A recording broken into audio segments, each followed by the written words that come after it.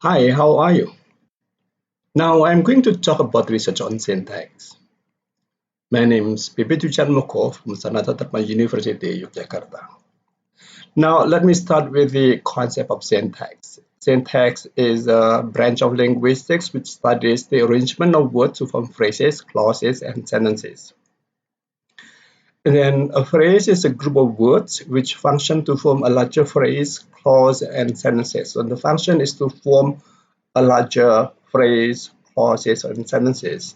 And semantically, a phrase form a unit of meaning.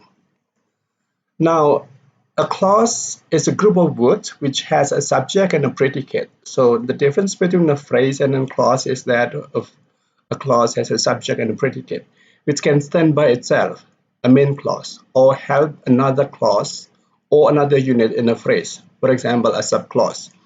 Here we have several kinds of subclause. The first is adverbial clause, a subclause like when I was away. So when I was away functions to modify another clause. It's an adjunct of time.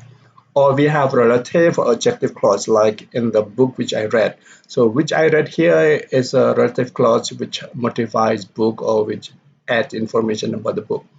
And we have a nominal or embedded clause like what you said is a pricing. So what you said is a nominal clause, is embedded clause, and the function of what you said here is the subject of the sentence. What you said is a pricing. Now, when we talk about syntax, we usually also talk about sentence elements. There are several kinds of sentence elements. The first is a subject. In the sentence, my parents will send money to me every month. My parents is a subject. And then we have a predicate. My parents will send money to me every month. So send here is the predicate of the subject, my parents. And then we have a direct object. My parents will send money to me every month. So money here is the direct object. It's the object which is sent. And then we have indirect object like in my parents will send money to me every month. So to me here is indirect object. It's the direction to which the money is sent. And then we have adjunct. My parents still send money to me every month. So we have still and every month, which functions to modify the action over here. Still, it's about frequency, and you have every month is the adjunct of time. And then we have a predicator. A predicator here in the sentence, my parents want me to study abroad. So in the analysis of the sentence, my parents is the subject, one is the predicate, and me is the direct object. And to study hard here is a predicator. So a predicator is it's kind of the predicate of me. So me here in this construction, me is the subject, and to study hard is the predicate. So it's the predicate of the direct object. It shows what the direct object, it shows what the direct object does. So my parents want me to study hard. To study hard is the predicator. Then we have a subject complement, like in my brother is a policeman or my brother is very energetic. My brother here is a subject complement. We have a subject complement when we have a sentence with the over here you have is and then you have a noun phrase and adjective phrase. So the subject over here is a subject complement. And then we have object complement, like in my brother is a policeman or my brother is very energetic. So a policeman and very energetic here is an object complement. We have another kind of object complement, namely in a sentence like we found syntax very challenging or a challenging subject. So very challenging or a challenging subject is the object complement. It shows how the syntax is. So if you have an object complement, we can paraphrase a sentence into like what we have in 7. We can say syntax is very challenging or syntax is a challenging subject. So an object complement is different from indirect object here to me. If you have an object complement, we can paraphrase the direct object and the object or complement into a sentence like what we have in number 7. They found syntax very challenging or a challenging subject. We can say syntax is very challenging or a challenging subject. And then we have a conjunct. A conjunct is added to a sentence, and here the function of conjunct is to connect the sentence over here with any previous element or previous sentence. However, he never has his police uniform.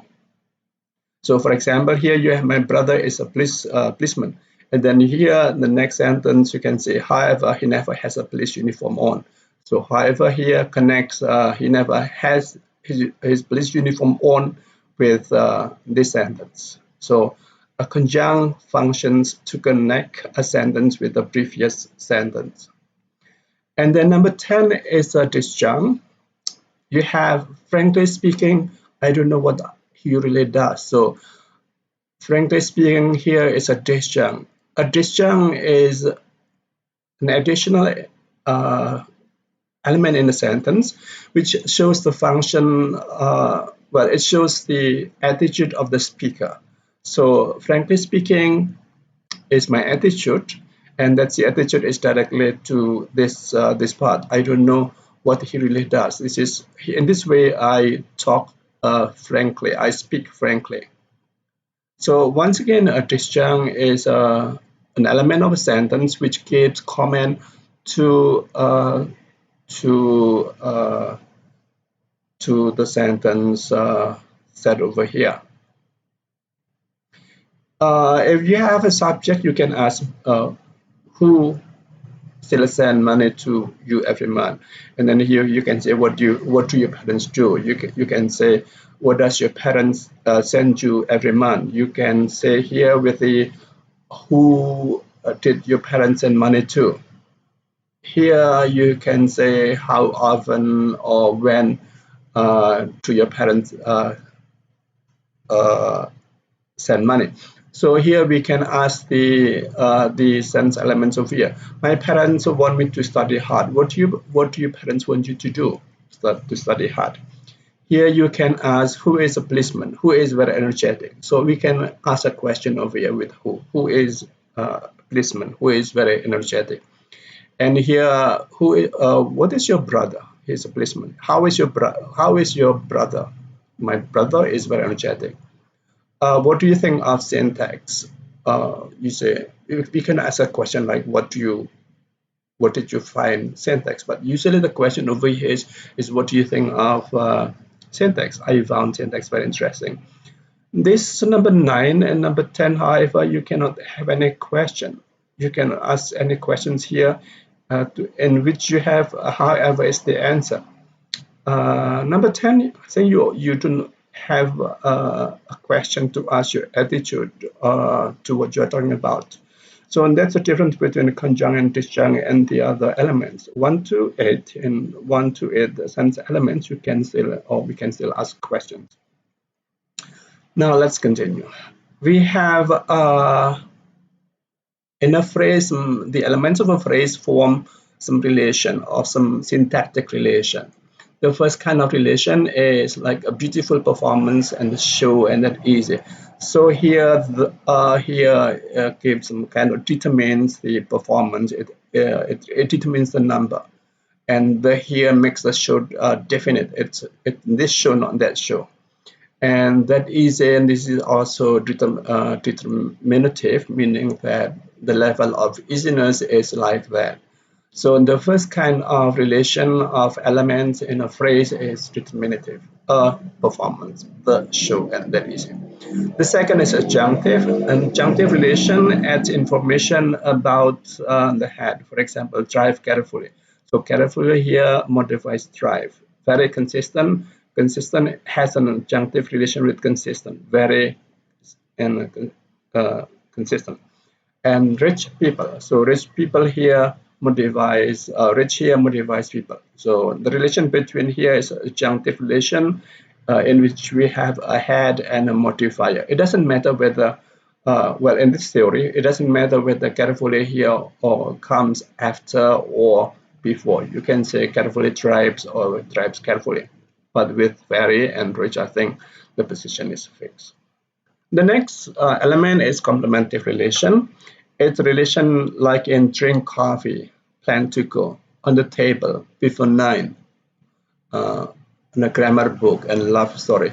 This is the complement relation between a kind of action or direction, and then the complement is the direction to which an action is directed. So if you drink coffee, then the drinking action is directed to the coffee. If you have a plan, then the plan is directed to this activity. If you have on, then you have a relational connection, connection over here. The on or something is on the table, so this becomes the direction of something else. And before 9, this one is also complete or becomes the complement of before. And if you have a book, then a book always talks about something. And here in this case, grammar is what the book talks about. And book here becomes a complement of book. And a love story, if you have a story, and then you have we need to have something as a topic of the story. So in general, in short, we can say that in a complementary relation, you kind of action or direction, and the complement becomes a direction of the action or direction of the movement or something like that. The next, we have a predicative relation. This is a relation between a subject and a predicate. John drives to work. John is the subject and drives is the predicate. Drives to work is the whole phrase here has a predicative relation with John. In the second example, want the organization to develop. So what develops? The organization. So to develop here has a predicative relation with the organization. So what develops is the organization. The organization develops. So we have two construction of predicative relation. One is a subject and predicate and a clause, and the next is in a for construction like this. In complementation, you can have a noun, adjective, or you have verb, you can have preposition, and also noun which has a certain direction meaning. Well, if you have like a table or T, of course, table and T does not have any direction implied. So in that case, what table and T does not have a complement. The last kind of relation is quaternative relation. This is like a John and his dog. So here we have the word and. Old but rich. Stay at home or go with me. So we have two elements or more connected with and, but, or, and probably also with complex conjunction like he is not only rich but also clever. Neither John nor his sister will come to the meeting. So that's the quaternative relation. We have simple conjunction and, but, or, and we also have a complex conjunction like neither, but, neither, nor, either, or, but, not only, but also. We have another theory in grammar and syntax, namely the syntactic functional grammar developed by Halliday.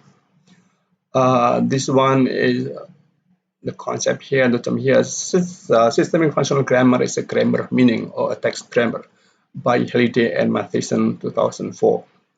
So if we use systemic functional grammar in research, then we have to relate it to meaning. Otherwise, we do not use systemic functional grammar correctly or appropriately or as it is intended by the Halliday.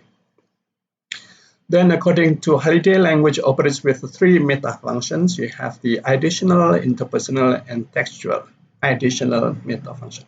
So when we have an event in the additional meta functions, when we have an event, we have some choice, we have some options whether we want to present an event like this. The story is hard to understand from the student. So here, additionally, we present the story as a subject over here, and then is and to understand. So we have the options to choose what we say, and the meaning is why the structure is why in the sentence you say a story instead of, for example, the students understand the story with some problem, or the students cannot understand the story easily. So the first meaning is a choice of the subject, the choice of the action here. This is one is a process here, the story is, and why is it not the students cannot understand the story easily. So that's a meaning, that's the additional meaning of the sentence. And then you have the interpersonal meaning, that's the attitude of the speaker towards what he's talking about. And textual metafunction is the meaning because of the which appears because of the arrangement of the groups, nominal groups, verbal groups, and adjectival groups, and that's the term in this systemic functional grammar. The additional metafunction here we usually talk about transitivity, how an event or state is encoded in a clause. So here it's encoded in a relational process. We have six processes: material, mental, behavioral, verbal, relation, and existential. This one here we have intensive relational process. We have the argument over here, and it's hard to understand. In a material process, we'll say, and the students cannot understand the story easily. That's a material process. So one meaning is because of the how we perceive an event and how we present the event in a clause. The second is additional metafunction. Here we have whether we say you or we, or in Japanese we can say baba or panjenengan or sampean or kowe. That already expresses how the speaker views or perceives his relation with the addressee. So additional metafunction shows the how the perceptions of the idea of the speaker towards who he is talking to, and toward the meaning of their clause. If you say he can drive very carefully, it shows that he can hear is his ability. So that's an ability, and that's the view of the speaker. But that's not so we will talk about that in details here, probably in another lecture when we have when we talk about systemic functional grammar. The next we have the textual metafunction. Here we usually talk about theme or rhyme. What is the theme and what is the rhyme? If we have the unmarked theme, this is the usual order. So you have the story is hard to understand from the students here. The story is the unmarked theme. This is the normal order because a sentence usually starts with a predicate, and this is a predicate here. If you say for the students the story is hard to understand, then the students here becomes the marked theme. It gets emphasis by putting it in the beginning of the sentence. When the students then it becomes a marked theme. If you say to understand story is hard for the students, then to understand becomes to understand story is hard for the students. Because if you say like what I just said, to understand the story is hard, then to understand the story it becomes a subject. But if you say to understand the story is hard for the students, that to understand becomes the marked theme. Now we have the linguistic research. When we talk about linguistic research, we usually have two kinds of linguistic research. The first is theoretical research, which aims at describing or explaining how language works as a system. So the result here is a theory on how language works. And we can also have research to develop or to elaborate an existing linguistic theory. And then we can also have research to confirm whether the theory in English is also applicable, can also be applied to Indonesian or with the data from Indonesian language, that confirming a linguistic theory. So that's the first kind of linguistic research, a theoretical research. The second is the practical research. It's practical. So it does not aim to develop any linguistic theory. And the aim is just to show, to understand a text as a form of language shows how a text can be understood as a manifestation, as the as the manifestation of language, how language is used in the text, and with the focus on the understanding of a text. And then with the practical research, we can appreciate a text as a product of language rules. How we use rules to appreciate and understand and appreciate the text. And the next in in linguistic research, this is what we usually talk about in the field of linguistics. It can be morphology, semantics, syntax, discourse analysis. But today I'm going to talk about research on syntax. And then the data source. Here we need to see whether the data source is reliable or not, whether the speakers really reflect the mastery of the language or not. If we want to study English and the data source or the informants are Indonesian, probably in the data source is not reliable. And then, yes, whether if we talk about Indonesian and the data is only collected from the people in Medan, or the people in Java, or other people, and the object of study is Indonesian, then the data source is not representative. And then when we collect data, we also have the criteria of comprehensiveness, whether the data which we collect, which we have collected and will use for the study, covers all the characteristics of or nature of the data source or not. So we have the number of the data from the people in West Java, in Sumatra, in Bali, and other areas should be all should be covered, not just the Western Indonesian or Central Indonesian, but also East Indonesian. That's the comprehensiveness. It should cover the nature of all the language use or participants. And the balance is if we have different speakers, then the areas of this and the numbers of data from the areas should be in balance. And then when we conduct a study on linguistics, we use in cycles. Okay, and these are the criteria of good data collected for linguistic study. And then we have the data analysis in linguistics. I propose two steps in linguistics analysis. The first is feature identification, how the feature, syntactic features, semantic features, phonological features can be identified from the most general to the most intricate. This is the FIE in data analysis. And then we classify the data according to the features. So these are the steps in data analysis. Basically, we identify the features from the most general to the most specific to represent, to have a good theory. But for theoretical linguistics, we also apply the feature identification and data classification to have a complete, we have a full, a very good understanding of the text. Now, topics on research on syntax. This is what we are going to talk about as an example of our discussion today. The first is the functions of to-infinitive phrase in English, TIP for short. And the questions are, what phrase categories does a to-infinitive phrase occur in? So what phrase category?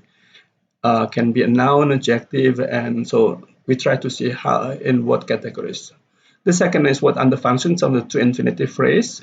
It's connected to the several functions at the beginning. You have determinative, adjunctive, complementative, and so on.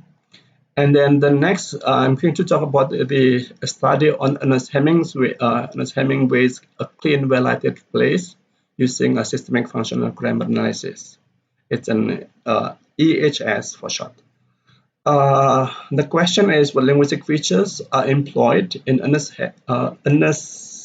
Hemingway's A Clean, Well-Lighted Place. And then the second is how do the linguistic features contribute to the meanings of the short story. Now let's begin with the first. TIP, to infinitive phrase, type of study. This one is developing a theory on to infinitive. So it's a theoretical study, theoretical linguistics, theoretical research, describing the syntactic relations of the elements in to infinitive constructions, and then explaining the consequences of the syntactic relation. What does it contribute to the meaning of the TI construction? And the next is a syntactic study. Syntactic study. So this is according to the theory, and then this is a syntactic study. And then we have a phrase categories. We study the phrase, and we study the syntactic relations of the phrase elements. And yeah, those are what we are looking for with the to infinitive constructions. We have the data source. We can take 30 journal articles on language, language teaching, and literature. Well, the choice of the journals is that I assume that the writers of articles on language, language teaching, and literature are really good writers. I mean, have an excellent master of English, so that we can use the articles as the data source. And then I'll choose 10 online Scopus Index journals, so from 10 Scopus Index journals. And the reliability, this is written by native or native like language speaker or writer. So the articles are written by scholars who are already good in English. That's a reliability of the data source. And then going through the process of selection and edition. So the articles have gone through a selection of a process of selection and edition. We have that.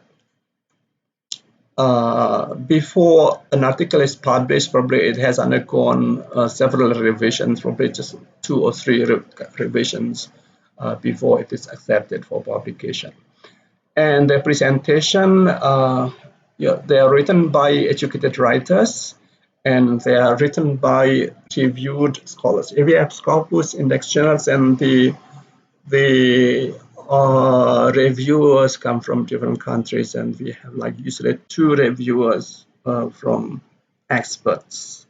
So I can say that the data source from the study is reliable and also representative. And then the data collection process, the first is comprehensiveness. It's comprehensive. In a general article, we usually have the introduction part. And then we have the main parts of the articles, which cover the methodology, the finding, and discussion. Although not all of articles may have methodology, but the second part is the main part, and then the conclusion. So I divide an article into 3 parts: introduction, the main part, and the conclusion. And then the number of articles is 30. Then article, the occurrence of to, either as an infinitive form or preposition, can be more than 200. So the number, if I take 30 article and then there are more than occurrences of to, and say we have 100 preposition, 100 to infinitive, then we have got like 300 to infinitive constructions. It's balanced because we take 3 different fields: language, language teaching, and literature, with the 3 from the introduction and 4 from the main part, and 3 from the article. So the main part has the most number of data taken: 3, 4, and 3. That's the balance. And then 5 to infinitive constructions from section 1, 10 from section M, and 5 from C section. Sorry. So this one is the balance of the language, language teaching, and literature. So 3 here is for language articles, linguistic article. 4 from language teaching with the understanding, and then more language teaching journals we have online. And then we have 3 articles from literature. We have 10 articles in one cycle. We'll talk about cycles later. And then from the introduction part, 5 to infinitive are taken, 10 to infinitive are taken from the main part section, and 5 from the C section. So together there are 20 to infinitive constructions, and if we have 10 articles, that's already 200 to infinitive to be analyzed in one cycle. We have 3 cycles over here. Let me continue with the cycle. We have cyclicity. So we work in 3 cycles, 10 general articles in one cycle, or it's about 50 to 100 infinitive constructions in one article. And then we are working in 2 or 3 cycles. It is cycles through 200 occurrences or to infinitive preposition in one article. And then we hope that if we have 200 two constructions in one cycle, and then we have at least 2 or 3 cycles, or we have at least 400 or 600, then the data saturation and theory saturation can be achieved. Data saturation is a concept in which if we add more data, then the addition of the data will not affect the result of the analysis. And then because we have analyzed all the possible two construction, and then we'll arrive at the theory saturation. The theory is exhaustive or comprehensive. And then from that we have a table of this is the result of the analysis. We have 200 more or less 200 constructions using to infinitive. It must be complete with the early part, the initial part, and the final part of the what comes under to infinitive, because we also want to talk about the functions of to infinitive. So we cannot just take the to infinitive constructions, but we have to take the complete sentence to analyze the to infinitive constructions, complete clauses. And then the data analysis in the first cycle, we have 200 to infinitive constructions. This is what from 10 articles. And then in the first stage, we have the FIDC process. Here we have the feature identification, identifying the categories of the to infinitive construction. So the first feature is the noun, verb, and adjective. What does the to infinitive occur with? Does it occur with a noun, a verb, or an adjective? That's the first feature. And then assigning the categories of the three TI construction, to infinitive construction. Here we have N, TIN, and we have, let me check. We have N to infinitive, V to infinitive, and so on. Here, then we have data classification. We classify the to infinitive constructions according to their categories. So we have a table of to infinitive constructions which occur with a noun. We have another table of to infinitive constructions which occur with the verb. And we have another table of to infinitive constructions which occur with the adjective. So these are the tables, 3 tables: NTI, ATI, and VTI construction. Noun to infinitive, adjective to infinitive, and verb to infinitive. This is the first stage of the FIDC process. The second FIDC process, we analyze the noun to infinitive construction first. So number 2A, you can say number 2A is a noun to infinitive construction. We analyze it further into the relation of the to infinitive to the noun. So the to infinitive can be a determinative, probably not. You don't have a determinative relation with a noun. So you can have adjunctive, for example, the to infinitive functions as an adjunct of the noun. For example, a book to read. So a book is the head and to read is the adjunct of a book. You have money to buy books. Money is the head and to buy books is the adjunct. It motivates of money. Complementative relation, for example, a plan to go abroad. So the plan to go abroad is the plan. To go abroad is the plan of, to go abroad is the complement of plan. The desire to get married soon.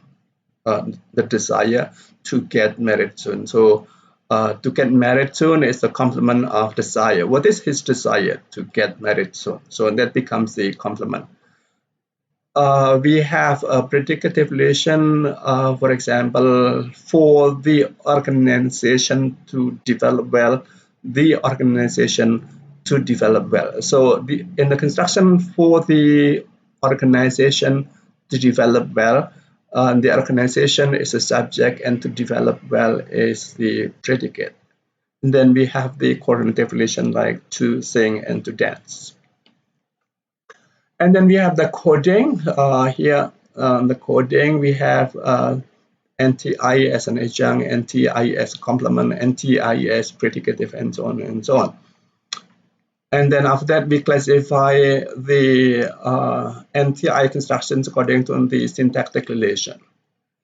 And then we have a more elaborate table. So we have a table, or probably rules, table of the NTI adjunct, NTI complement, and so on. The next stages, so we move in stage 3. We analyze the NTI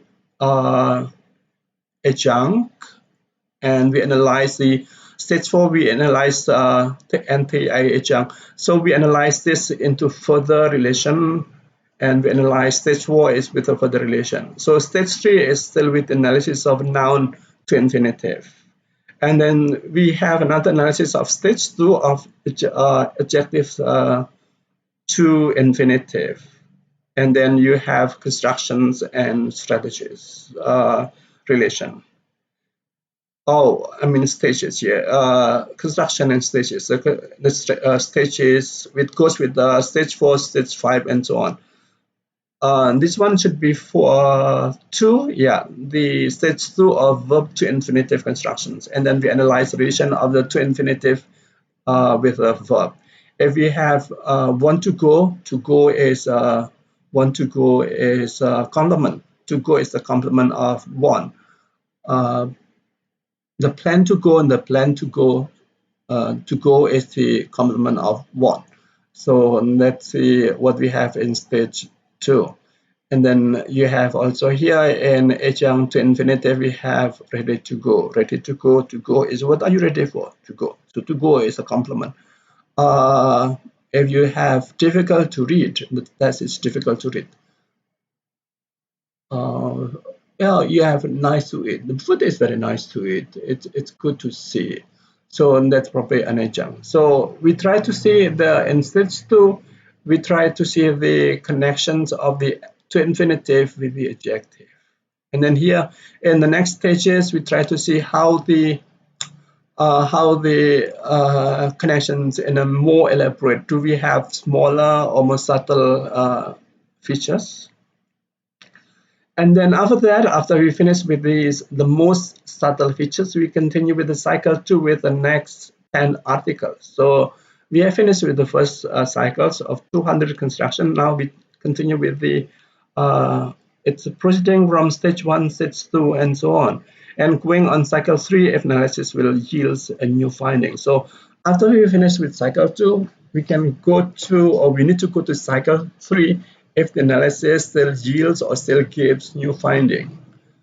And then cycle 3 with the last 10 articles. Here we have also proceeding through the FIDC stages. And then at the end of cycle 3, if the analysis does not have new data, we can stop at cycle 3.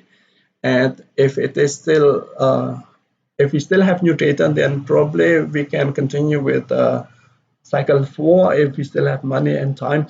But if we don't want to continue because of the limitation of money and time, then we have acknowledged that up to stage 3 the result is like that, and we still find some new data or some new relation or some new features. And so we have 3 cycles here: first cycle, second cycle, and third cycle. The purpose of the cycles is that is for verification as well. So the new cycle 2 is to verify the result of cycle 1, and then cycle 3 is to verify the result of cycle 1 and cycle 2. And then we have data analysis for, so this is more or less the to-infinitive phrases. This is our data, raw data. And then the next we classify according to the categories: a noun, verb, and adjective. And then we try to see the relation of the elements in a noun, in a to-infinitive, which occurs with a noun, whether they have a adjunctive relation, complementive relation, or predicative relation, or cognitive relation. So we try to see the relation of the to-infinitive with the noun over here. We use this again with the verb. Want to go, and then that's want to go is complementive. If you say come here to see you, come here, come to see you here is adjunctive, come to see, because what do you see here for? Why did you come here? Because I want to see you. So that's adjunctive. So here we continue with the verb categories, and we see the function over here, the relation, and then finally we go to adjunct adjective with to infinitive, and see how these 4 occur with adjective. And then with the adjunctive relation we can see further what features we have over here. So this is the next stage. We have for every noun we have this stage, and then the following step, and then probably you have another stage if you have more elaborate or subtle features. And then after we have the analysis with the tables and classifications and so on, we can have the report writing. The first, we can describe the features from the general to the most subtle. That's a theory. From the features from the most general to the most subtle. And we can explain how their features are different from each other, how the relation is between the features and the head. So that's a study on to infinitive, and that's a theoretical study. It's a theoretical analysis, a theoretical study. Now I'll continue with the Ernest Hemingway short story. The object study is I think for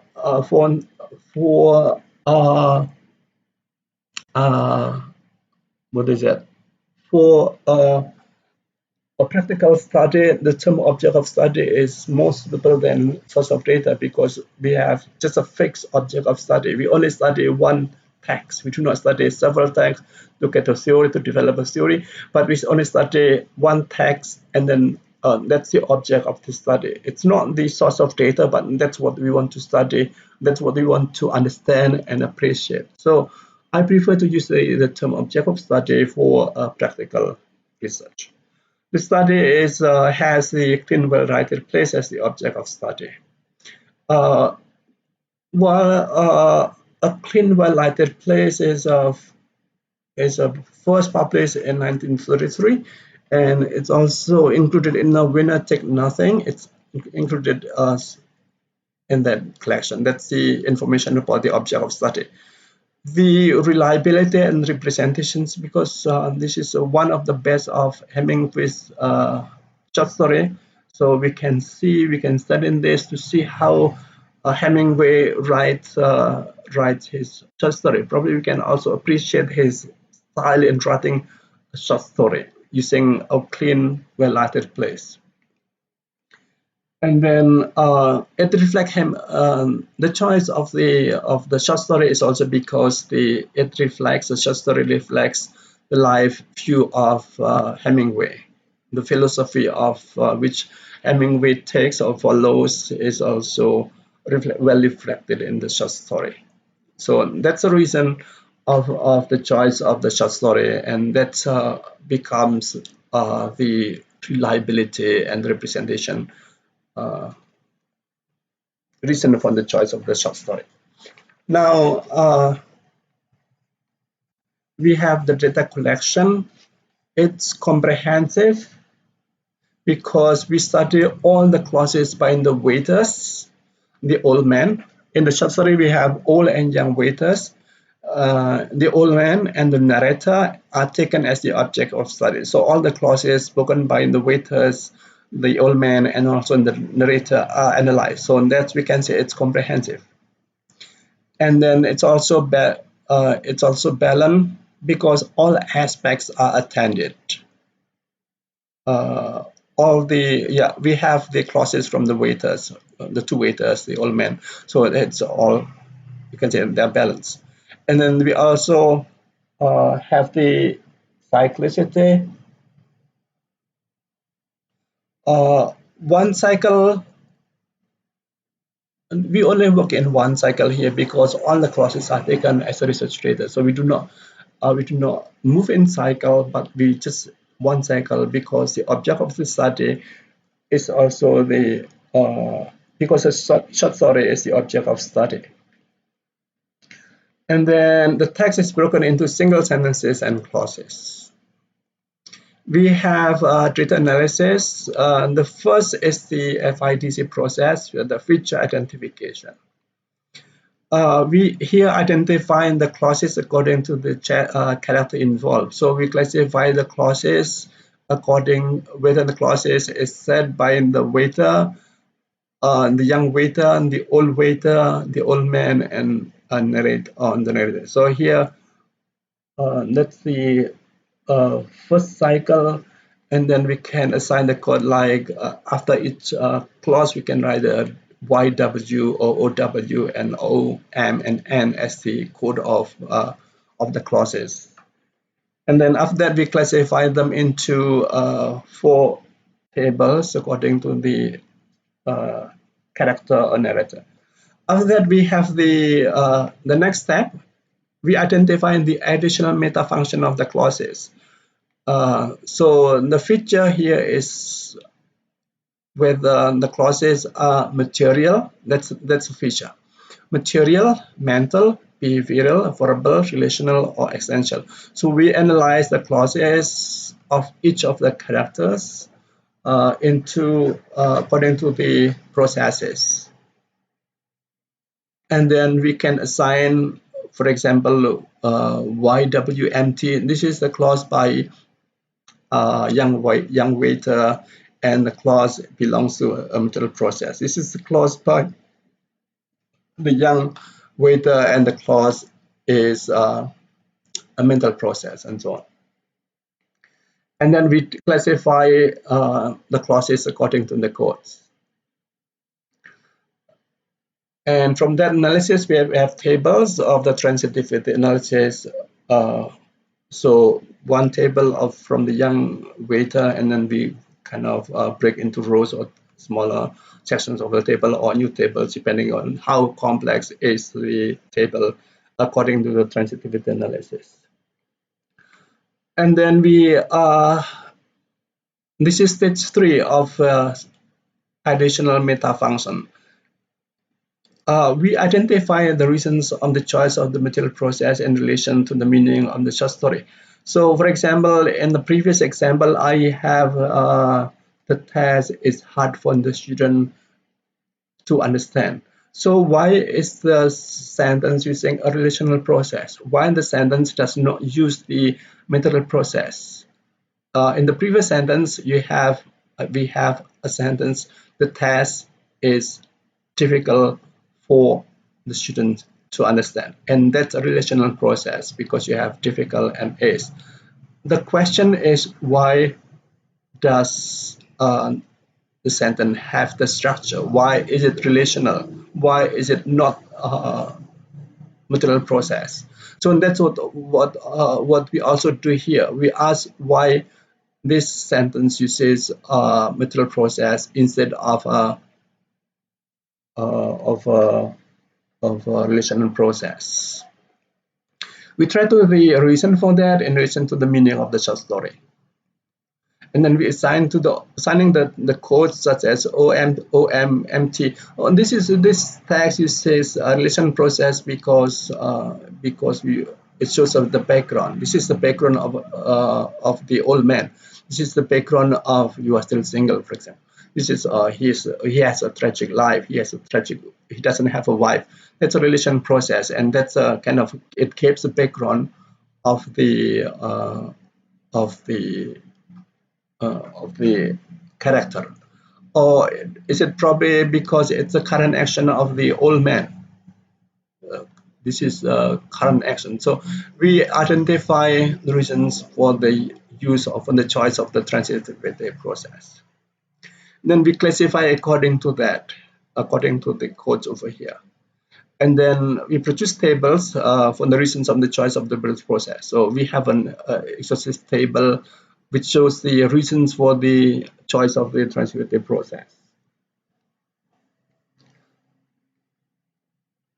We have the so this one, the Ernest Hemingway clauses, and then we have this is from this. This one is from the additional meta function, and then we see the stage 3 is the transitive process, and stage 4 of the old man, the background action and the current action. And then we have from YW here the same thing over here, stage 2 of this data, stage room of this data, and stage 4. So we have all the clauses produced or set by the characters on the narrators according to the meta functions, additional meta function, interpersonal meta function, textual meta function, and according to the stages over here.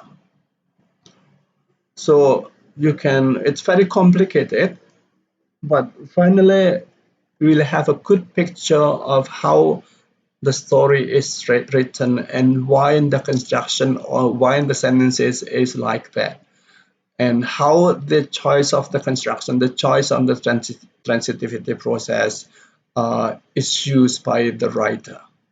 So we have a good data, we have good analysis of the clauses, so that we can say that, oh, the story is really good. This is the meaning and this is the story. And then we come to the writing report that we can have the describe the use of the additional. That's what we can do in the report. Describe the additional, interpersonal, and textual meta functions in the text, and then explaining the reasons on the use of the 3 meta functions, why additional, interpersonal, and textuals are used in that way for that clause. And the last, we can explain the contribution of the use of the 3 meta functions or meanings to the clause. And understanding the text, how we can understand the text, how the text can be understood, and we can come to how the text is. We can appreciate the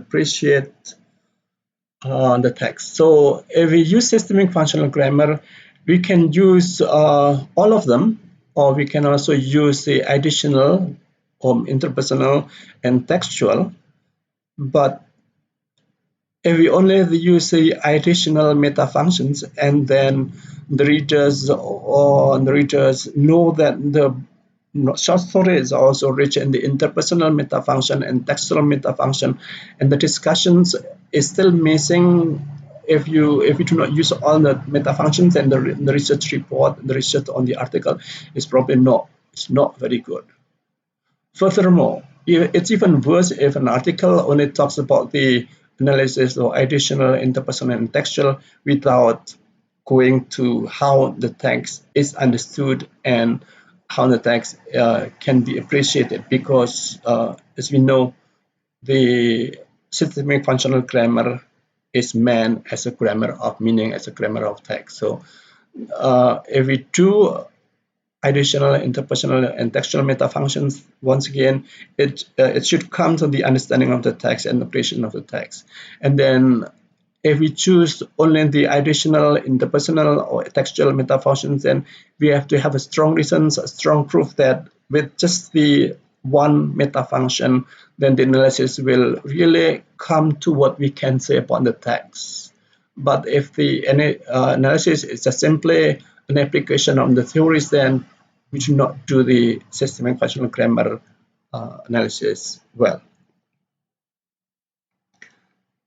Well, that's all. Thank you very much. And in the next analysis, this is research on syntax. And next time I'll talk about research on semantics. Thank you very much.